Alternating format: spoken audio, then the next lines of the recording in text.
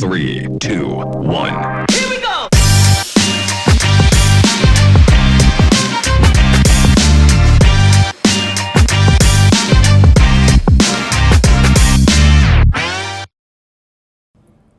Welcome to this beautiful Wednesday, and this is another edition of We Talk. My name is Enzo Amule. And I'm Yolanda Nell, and today we're enjoying an outing to Little Paris Patisserie, and I'm already enjoying a hot cup of cappuccino. I can see. And if you guys didn't know, today is National Anthem Day. Please do watch the clip.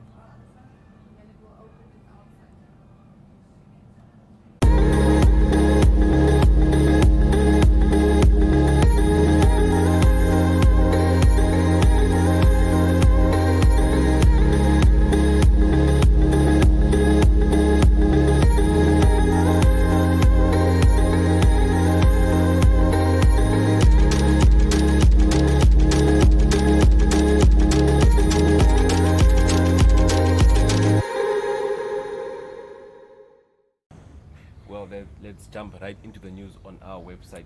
The mayor of the city of Windhoek yesterday afternoon announced that they officially do not owe any cent to the national power provider, which is NamPower. They managed to settle their 268 million. And Japampanda also said they are committed to pay their monthly account, which stands about at 130 million. Which is actually good. It's amazing that Job Amupanda really wants to change things up there at the city of Windhoek. I can say the city is in good hands.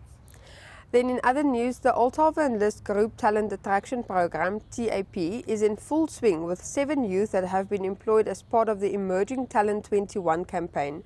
The purpose of the program is to attract and select young graduates in various fields with little to no work experience and to develop their talents and support them as they enter the workplace. Yes, I can say the youth of today is in good hands because every program usually has an aspect where they include the youth.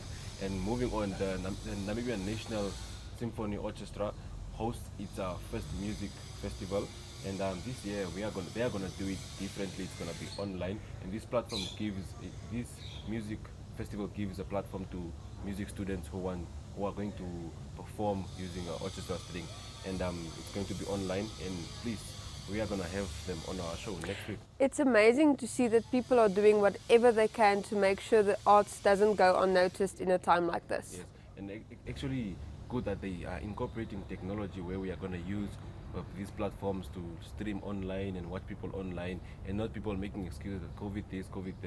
It's actually a good thing.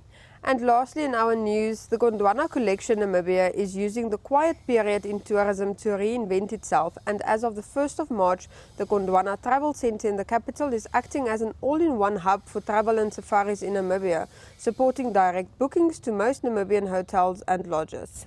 Gondwana is one of the tourist companies that suffered heavily because of COVID-19, and I just hope the best for them.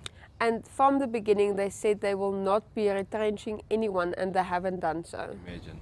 Wow, that's a good job. And that's all from the news today.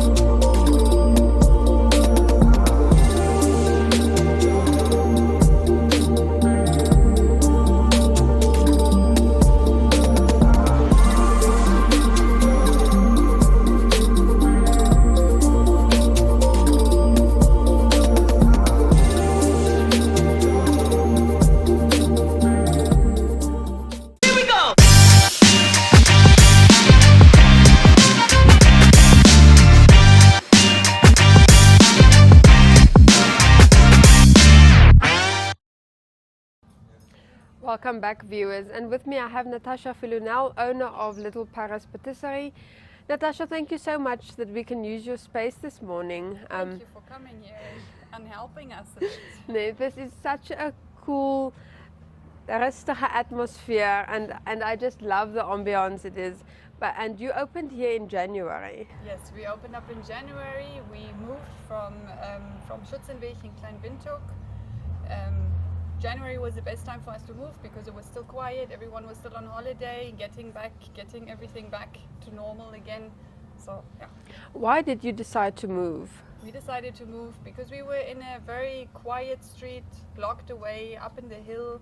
It was a very nice house with the nice view and everything, but it was too hidden away. Most clients couldn't find us because of the location, so we decided we need to be more central, so we decided to move here.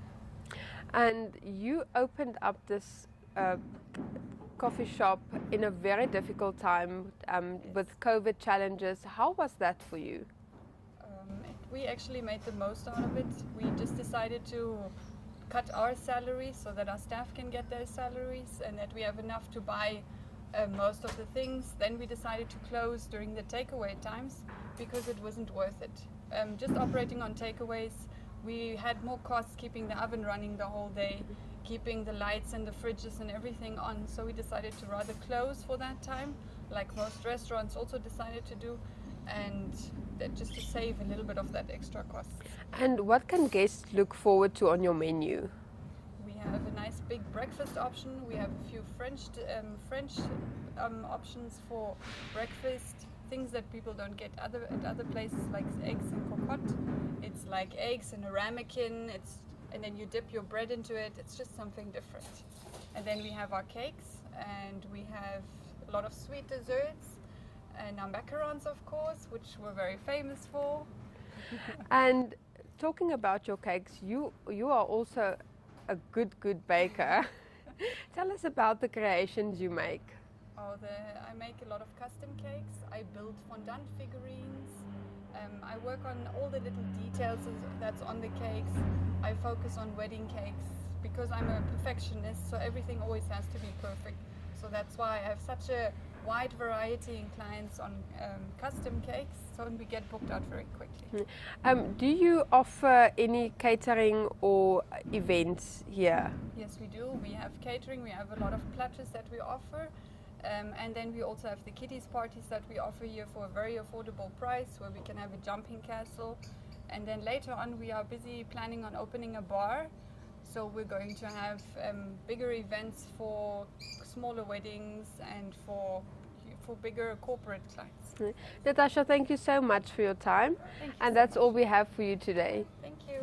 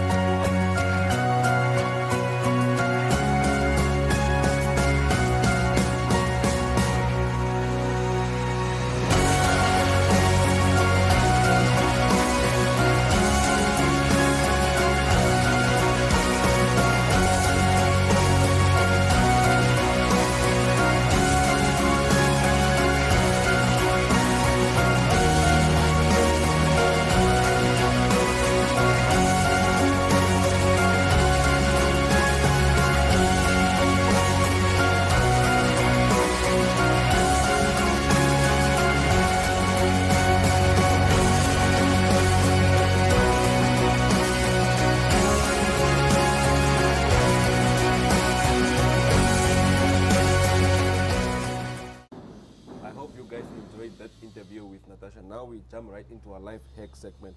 For keen joiners, this life hack is for you. To make a versatile wood filler for free, just grab a paper plate and combine any wood glue with sawdust.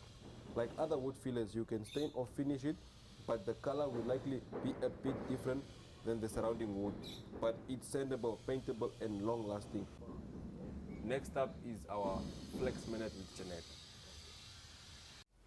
Hello everyone and welcome back to Flex Minutes. I'm Jeanette Diergaard, your presenter for Flex. Now, in the previous Flex Minutes, we did some bodyweight workout that really focuses on strength most of the time, especially if you do it a lot. Now we're going to do some Pilates. So this is a short introduction to it. I am not a Pilates instructor, but this is the beginner movement that I know about. So Pilates is very focused. With this one, we're going to do some scissors. Okay, so you're really going to get your legs up, and you can also add a pulse there. So you really want to point the toes, have your lower back into the floor basically, and then you do that movement. Then we're going to do some 100s. So you're going to point our feet, again, your lower back on the floor. You don't want to hollow out. You want to lift up your shoulders. And you want to point, and you are going to pump your arm like this for the amount of time that you can do this for. So you can do this for 30 seconds. You can do this for longer, but it will really just focus on your strength. Then we're going to do some glute lifts. Now this glute lifts is different from the normal ones, from the glute hold that we normally do, but this one you really want to move into your vertebrae and come down again. So when you lift up, you want to tuck in your butt and you want to lift it up one vertebrae at a time, and when you lower down, you go from the top down again. Okay, so you really want to feel this. When you ground your feet, you want to feel grounded, you want to feel activated as well. And then for the other one, it is again the same thing. So let's lift up, and then we're gonna go and point our toe, and then we're gonna peel So literally what we're gonna do when you lift up your back, it's like you're peeling it off the ground and you're going back down again. So that Pilates they're very focused on strength, and it's also very slow. It's not high paced, but it focuses on that strength and it targets certain muscles. So it's really focused, really tight and everything, but it's worth it to check it out and see what they do. There are tons of YouTube videos online to do Pilates exercises if you want to go into the slow type of movements that targets your posture and that just, gives you more strength overall. That is the end of this Flex Minutes. I'll see you guys in the next one.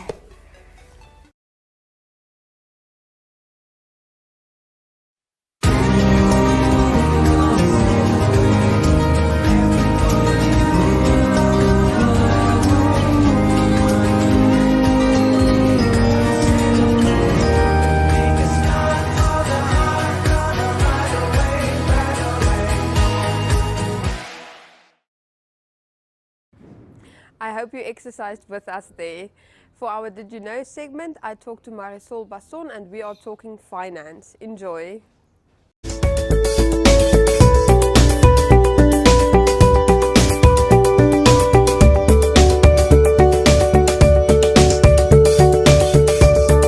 Welcome to another Did You Know program. For the next couple of weeks, we're talking finance, and I'm with Marisol Basson.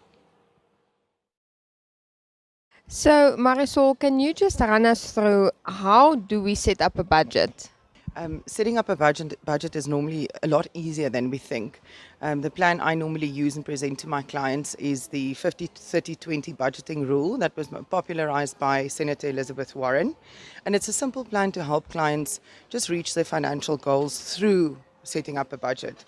The basic rule is then to just set up your after-tax income and allocate to spend 50% towards your needs. These are the things that you need for survival, like the must-haves and the must-dos, like your rent or your mortgage payment, car payments, health insurance, groceries, your utility bill, things like that.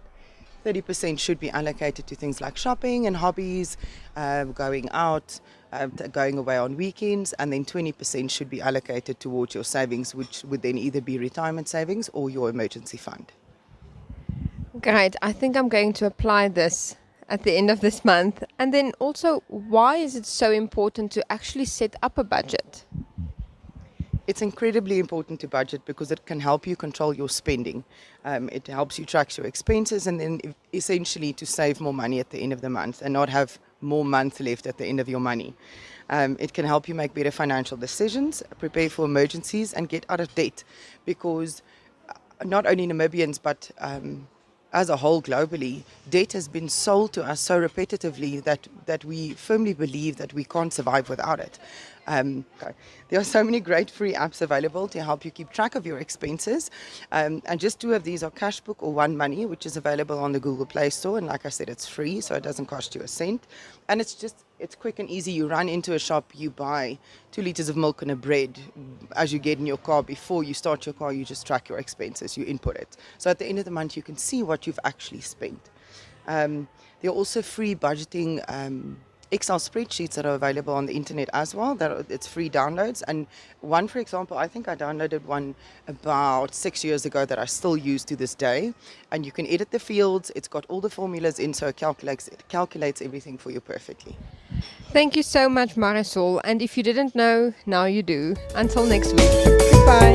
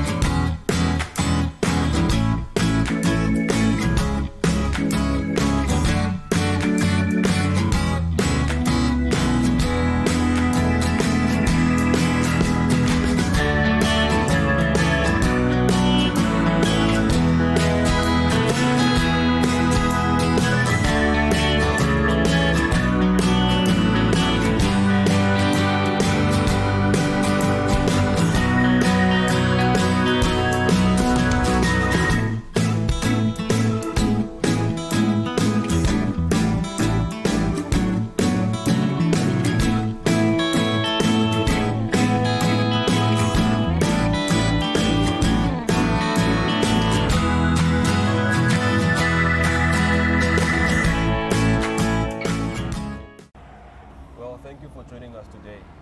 And don't miss our episode tomorrow where we speak to Galileo about his online production.